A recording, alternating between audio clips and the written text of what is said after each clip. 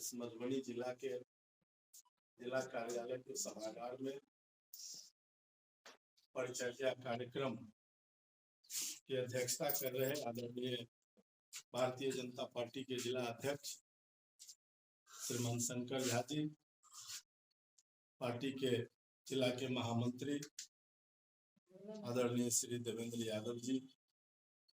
हमारे बड़े भाई आदरणीय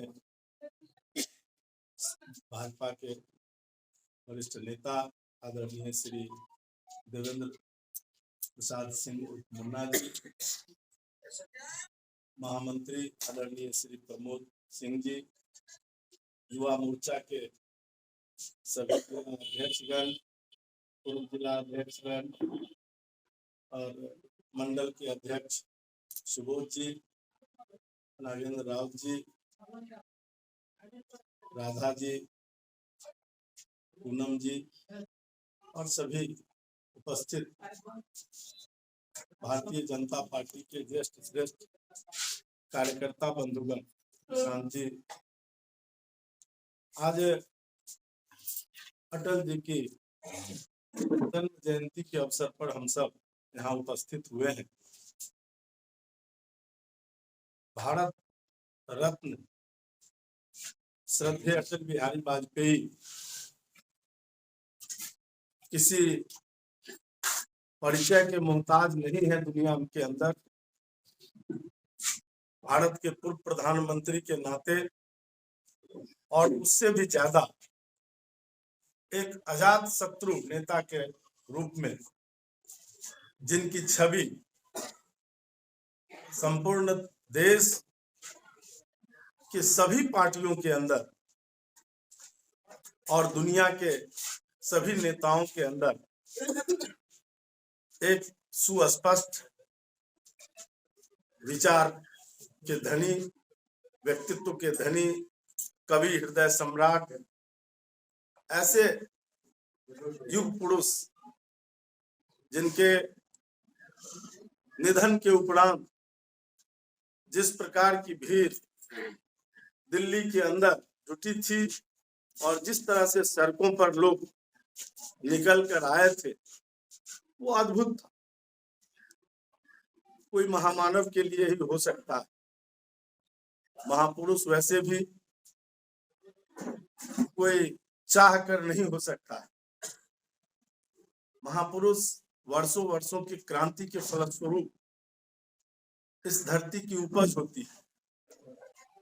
और जो इस देश के अंदर आजादी के बाद कांग्रेस का कुशासन का दंश था, उसने एक ऐसे महापुरुष का जन्म दिया जिसका नाम अटल बिहारी वाजपेयी है, जो आज के दिन को हम इसलिए सुशासन दिवस के रूप में मनाते हैं, क्योंकि सुशासन क्या होता है अटल जी कहते थे। जब उनकी भाषण की छटा शुरू होती थी तो एक बार मुझे याद है पटना के गांधी मैदान में जब वो बोल रहे थे तो कहे कि सुशासन और अच्छा शासन किसको कहेंगे। उन्होंने कहा कि मैं उसको सुशासन कहता हूं जो अमावस की काली रात हो, टिपिर टिपिर बारिश हो रही हो, 16 वर्ष की कन्या 24 कैरेट गहने से लदी हो और वो अकेली निर्भीक होकर 12 बजे रात में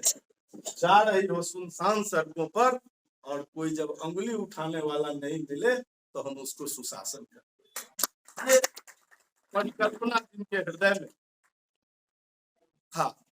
आप समझ सकते हैं। हम सब लोग उनकी कविता, उनकी ओजस्वी भाषण हमेशा पहले भी सुनते रहे हैं और आज भी जगह जगह यूट्यूब पर जहां तहां हम लोगों को जब मिल जाता है, अचानक भी अगर आ जाता है सोशल मीडिया में कहीं से उनका भाषण, तो आदमी रुक जाता है। सब चीज छोड़कर हम खोजते रहते हैं कुछ और उसको थोड़ी देर सुन लेने का मन आज भी होता है। जिनके भाषण की छटा, शैली, उनका ओजस्वी बोलने की कला, जो उनके अंदर था वो तो था ही, लेकिन एक कुशल संगठनकर्ता के रूप में जिन्होंने अपना संपूर्ण जीवन न्यौछावर कर दिया, वो राष्ट्रीय स्वयंसेवक संघ के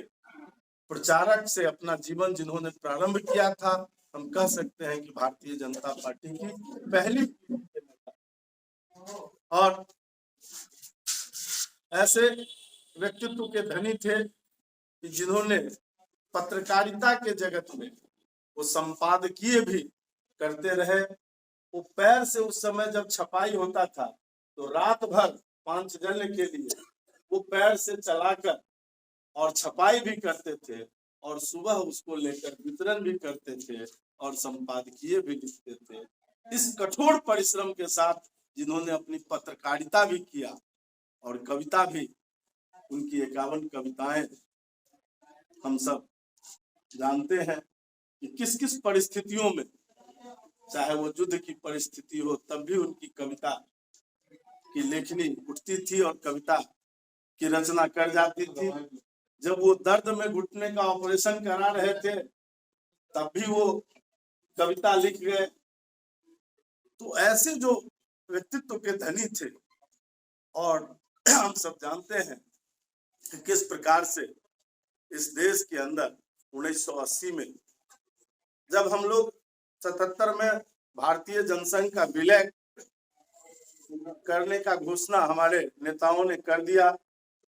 इमरजेंसी के खिलाफ। 77 से पहले ही 74 में आंदोलन प्रारंभ था और 77 के वक्त हम पार्टी को विलय कर दिए जनता पार्टी में, और फिर दोहरी जनता पार्टी की सरकार भी बनी। लेकिन दोहरी सदस्यता के नाम पर जो जब बखेड़ा शुरू हुआ और जब कहा गया अटल जी से ये दोहरी सदस्यता नहीं चलेगी, क्योंकि आप या तो राष्ट्रीय स्वयंसेवक संघ में रहिए या जनता पार्टी में रहिए, दोनों में नहीं रह सकते हैं, तब उन्होंने ये स्वीकार किया कि हम अपनी माँ को नहीं छोड़ सकते हैं, चाहे मुझे आपकी पार्टी छोड़कर जाना पड़े। और जनता पार्टी से अलग किया गया। भारतीय जनता पार्टी का गठन अटल जी के ही हाथों हुआ, क्योंकि डॉक्टर श्यामा प्रसाद मुखर्जी के द्वारा जिस जनसंघ की स्थापना की गई थी उसका तो विलय हो गया 77 में। लेकिन जिस जनता पार्टी में आज हम लोग काम कर रहे हैं, जिसके 18 करोड़ से ज्यादा दुनिया भर में सदस्य संख्या है, उस पार्टी का अगर जन्म जिसके हाथ से हुआ वो भी हमारा एक स्वदेशी, एक अटल बिहारी वाजपेयी, वो राष्ट्र कवि कहिए, राष्ट्र नायक कहिए, महापुरुष कहिए, ऐसे व्यक्तित्व के हाथ से भारतीय जनता पार्टी की नींव रखी गई है। इसलिए आज हम 18 करोड़ की संख्या वाली पार्टी बने हुए हैं और आज उसी नींव को आगे बढ़ाकर आज जिस खूबसूरत इमारत का शकल भारतीय जनता पार्टी दे रही है, इस राष्ट्र का, भारत माता का, वो एक अद्भुत आ रहा है सामने। और उस समय जब हमारे